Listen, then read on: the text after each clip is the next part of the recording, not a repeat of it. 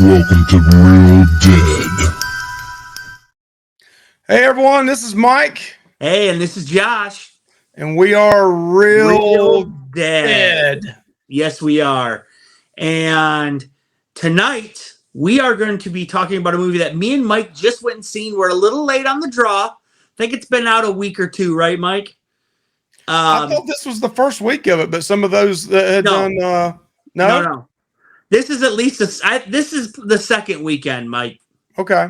I think it's the second weekend, but it's called a movie called Talk to Me, and it's A24, which is a good studio. I think they're the best putting out these kind of movies right now.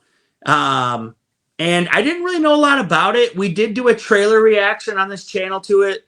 It looked pretty creepy. I didn't really know a ton, but yeah, I mean, we are gonna talk spoiler free right now. Just to let you guys know, spoiler free until we'll let you know we will discuss spoilers closer to the end. We'll put down the bottom here, spoiler free, and then once the spoilers come out, we're going to say spoiler.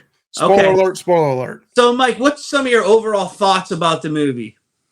You want to go with the synopsis first? Oh, yeah, go ahead and read the synopsis. I've got the Rotten Tomatoes and the synopsis here I can show, but let's show the storyline here. It says, when a group of friends discover how to conjure spirits using an embalmed hand, they become hooked on the new thrill until one of them goes too far and opens the door to the spirit world, forcing them to choose who to trust and who not, and who's dead or who's living. Yeah. So that may be right off the bat some spoilers for you, but that is the synopsis and the storyline of it. Yep. And what is the Rotten Tomatoes score of this movie, Mike? All right, let me show you that right here. Okay. So on Rotten Tomatoes, it got a really good score. That's one reason we went and saw it right off the bat. But you can see a 95 from the critics and an 82 from the audience. Listen, the audience has dropped down a little bit because it was 84 yesterday. So, okay. I agree with the audience. I'm about an 82 on it. I think. I mean, I feel like, it was good. The story was very good. Very good. I think it's a very good ending. It's the opening scene was good, very good. Kind of hard to decipher a little bit, but it definitely gets your attention. Had a couple spots for me that were a little slow, but overall, I think it was a really good movie for 2023. I mean, very good. And it's a lower budget movie, and it made like a bunch. Like, these are the kind of movies that are like driving Hollywood right now. Not these huge freaking blockbusters that are costing hundreds of millions of dollars. It's these movies that cost 10, 20 million to make, and then are making 60, 70, 80 million, and actually making a decent profit. So, So on a low budget movie, normally you would think it's low budget acting. I did not think that at all. Oh, no. The acting is a lot of, like the synopsis said, it's a young teenage crowd. A lot of younger actresses in it. And I thought they did a superb job. The acting is great. It's all Australian. So this takes place in Australia. So they do have the Australian accents, which I'm from the South, and we are slow down here. I can still understand the Australian accent, Josh. Okay, man. Yeah. So, but I thought the acting was great. Storyline is taking a twist, in my opinion. I can't remember if that storyline said this, kind of like a Ouija board type thing, but it's a new storyline to it and something I haven't seen done before. That's right. Like you said it earlier, the ending is excellent. The kind of you touched on a little bit. I do think in the middle it got a little bit slow for about 10 minutes. Yep. But it still was only at 90 some minutes long. So yeah, beautiful. I love movies that are 90 some minutes long. Beautiful. Yeah. We want to be scared, thrilled, maybe creeped out a little bit, but then go home. You quit dragging it all out for a long time. I don't think it relied on a ton of jump scares. It really tried to use like atmosphere for certain scenes. It's a pretty dark movie overall. Yeah, yeah, A yeah. lot of the yeah, scenes definitely. are inside bedrooms, inside houses, That's right. some hospital scenes. Not very many scenes outside at all. If they are, they're nighttime. So it's Yeah. kind of got a dark feel. So if you're in a theater and it's dark and think, it kind of has that spooky feel to it. Yeah, like I said, I think the atmosphere was good. There was. I wish I knew. I wish we knew a little bit more about this object that's in the movie that connects them. Um, it's so you've seen if you watch the trailer, you've seen it. It's like a hand, like this, like from about here. It's like cut off right about here, and it's got tons of words written all over it. I don't know what that means, but yeah, I don't. They don't. There's not a lot of backstory to it, but you get the feel like it's been around for a long time. I feel that way anyway. I don't know, but yeah. Like I said, I can't say. I did say some bad thing about it. I said that it was a little slow, but I mean, really, the special effects were good. They didn't over rely on CGI a ton. They did practical makeups, which was really cool. In a lower budget movie, they're going to have to rely on more practical, which I like. I prefer that over all this CGI. And yeah, like I It said, was a I don't think debut for these two directors who are YouTubers to start with. I can't Mike, remember their name at the top of my head. Maybe you know that, but yeah, it was their first movie and it made the Sundance Festival. They were shocked. And so I think overall it's a really good movie. And you should see Josh, it. do we want to give it our score now on what we think and then go into the spoilers? Yeah, I think I'm going to give my rating. I'm Okay. giving it. I think Mike. I've had time since I talked to you earlier, and I told you a rating. I've had time to think about it. I'm going higher, Mike. I'm going 3.75. Okay. Almost a 4.0. I'll give it 3.75. Yeah. So we always say 3 is average. So Yep. 3.5 for me. I did think it was a good movie. A lot of questions I always ask, and I asked Josh this: is it one I should see in the movie theater or not? To me, after seeing it, it's kind of borderline.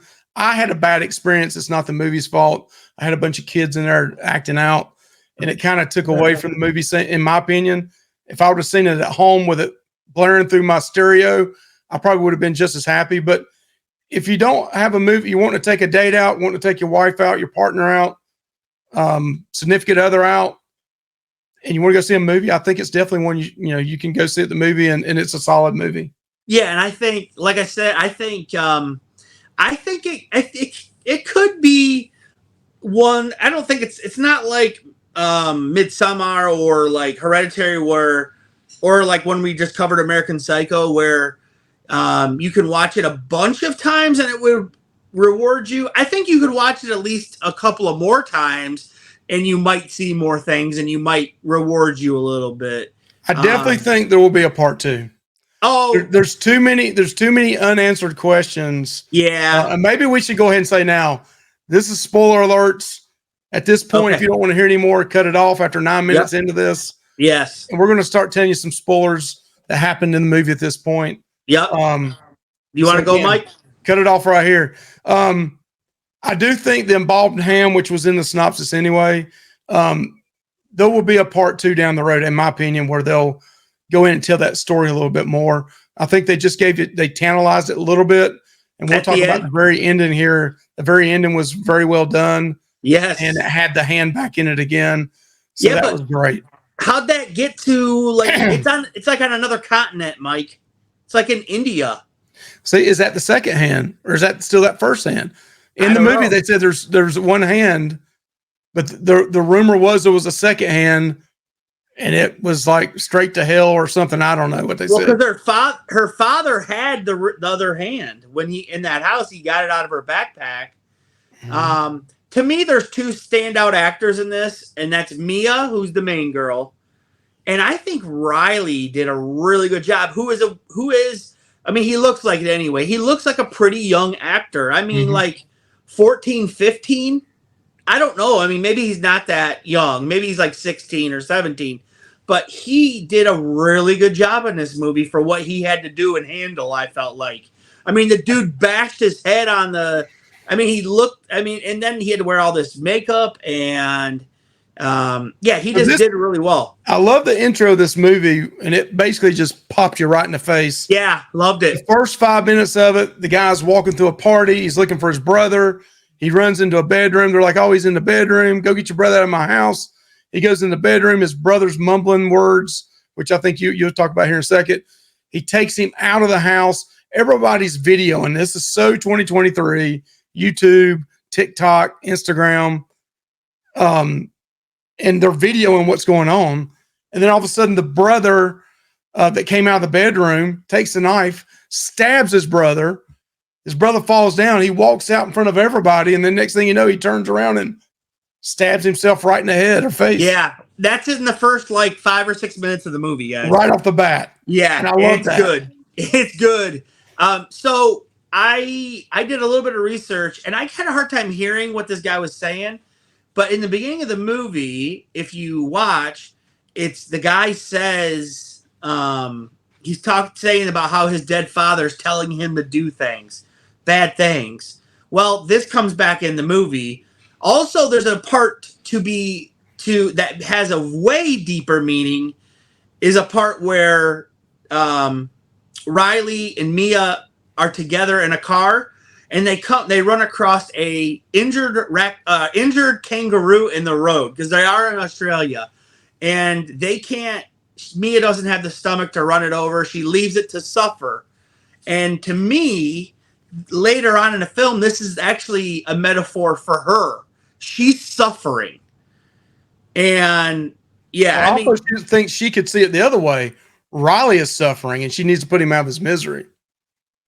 They both are at that point.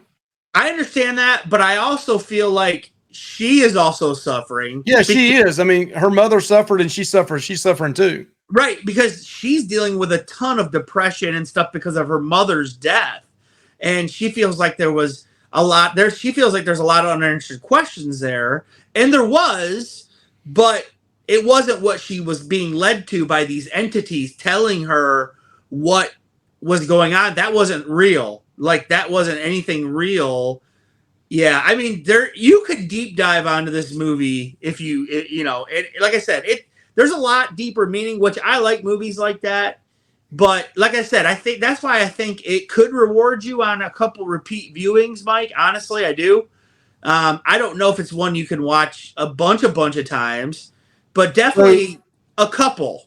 A spoiler on this thing, I mean, because you're watching it now and you're getting the spoiler part.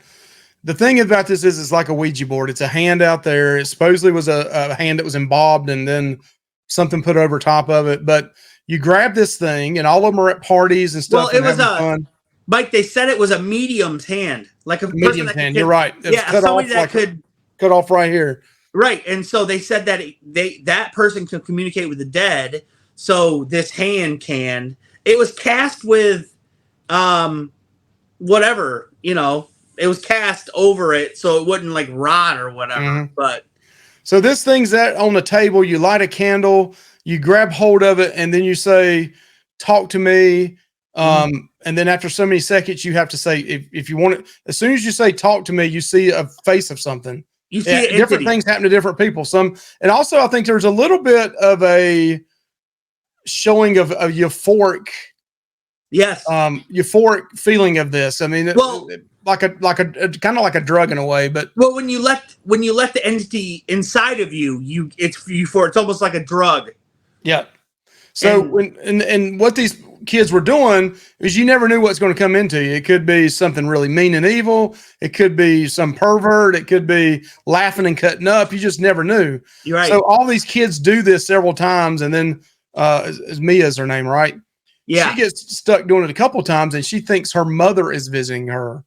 So that's kind of one of the story takeaways of the whole movie is it really her mother, or is it another entity casting itself like her mother? Right. You also start hearing there's a lot of mental issues. Her mother committed suicide, or yes. That's kind of in the whole movie. You're wondering, well, did she or did she not? Yep. The dad wants to talk to the daughter, that she won't talk to him.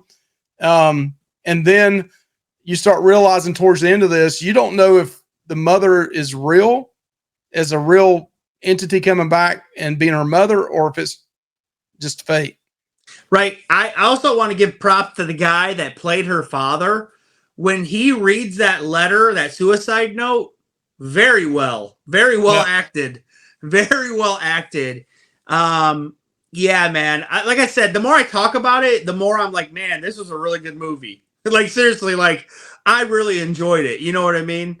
So there's like I not said, a lot of blood and guts in here, but no, the few scenes that are there are pretty graphic. intense. Yeah.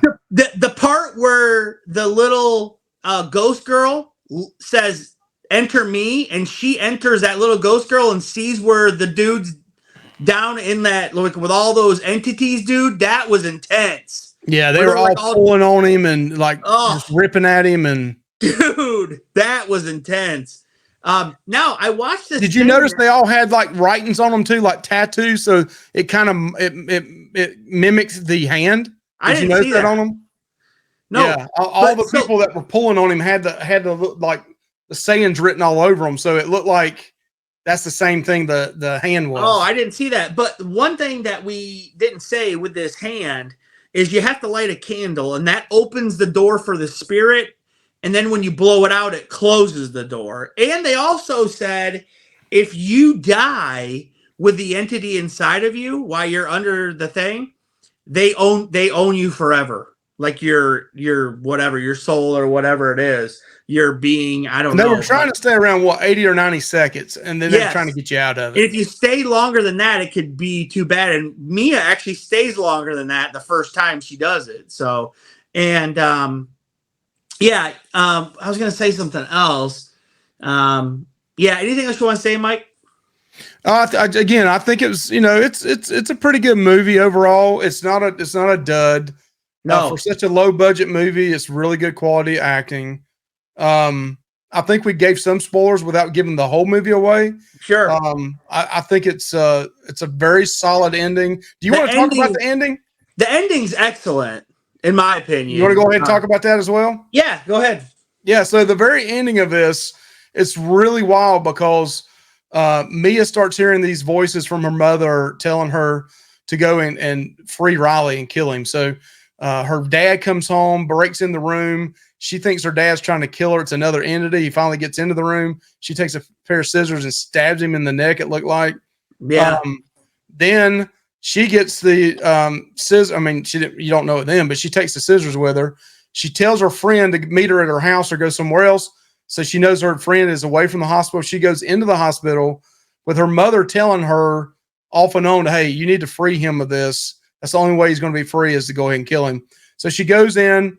She's about to kill him, and then the mother of the boy comes in and says, hey, I apologize for all this, blah, blah, blah.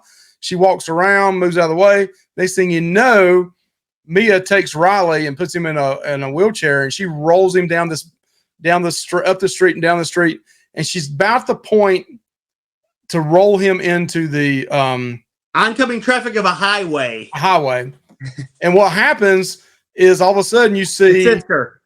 yeah, the boy's sister's coming up saying, stop. And then the next thing you know, you see a big crash and a body fly up, and it's really Mia. Mia's been hit. She gets up, kind of looks back and looks around. Next thing you know, they show her at the hospital, and she's seeing Riley looking better now, and with his mom and his sister, and like her they're getting dad. up to take him out.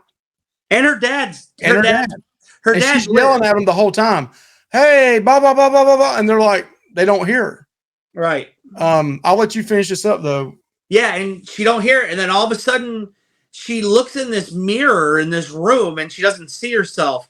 And it's a really cool callback because earlier in the movie she's telling her friend, I have this really weird dream where I'm in this room, I don't really know where I'm at or whatever, she says. And she goes, I look in the mirror and nobody's there, and it just like creeps me out. Well, this happens to her at the end of this movie, and it's a cool callback. I thought it was. I didn't catch up on it right away. My wife told me that, and I'm like, oh yeah, I forgot that. I forgot all about it too. And when you said it and my wife said it, I was like, oh yeah, you're right. Yeah, and so then all of a sudden she's in this hospital, and all these lights just start turning off, and then she's in the dark, and all of a sudden she looks over, and you see just like a beam, like not a beam, but just like a light at the end of the tunnel. That's right.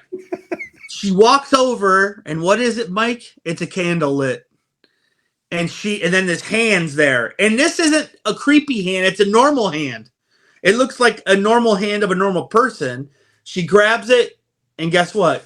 Now she's an entity looking at another somebody. person is speaking a different language in another country, and they see her as the entity, the figure. And I mean, she's kind of beat up where she was hitting the wreck, and she's got blood and damaged a little bit in her face. But so they're seeing her as the entity, like she saw somebody else at the beginning. Yep, it was great. I thought it was a great really ending cool to the movie. Yeah, yep, really cool with a callback. They also had the callback to the kangaroo when she was getting ready to kill Riley. Yes. They show the kangaroo, and she's like, "Oh, and that's when wasn't that when she was going to roll the kid out to the road, because that was sort of like putting him out of his misery. That was the whole thing. Was she going to put Riley out of his misery, or was she going to put herself out of her misery? It was a great play on that. I feel like either way, either what happened, either if she died or if the little boy died, the entities knew their soul's going to be trapped there with us. So listen, Mike, I wanted to tell you this one thing, or I just watched an explains video about this movie, because I always do that because I like to know some inside stuff. This person said that all those people down there that were grabbing at Riley in that thing, that were like all like, those people all were killed by this thing, by the hand. And then that's why their souls are trapped there. And that's why they're able to go through this hand into the people, because they were lured there by that hand.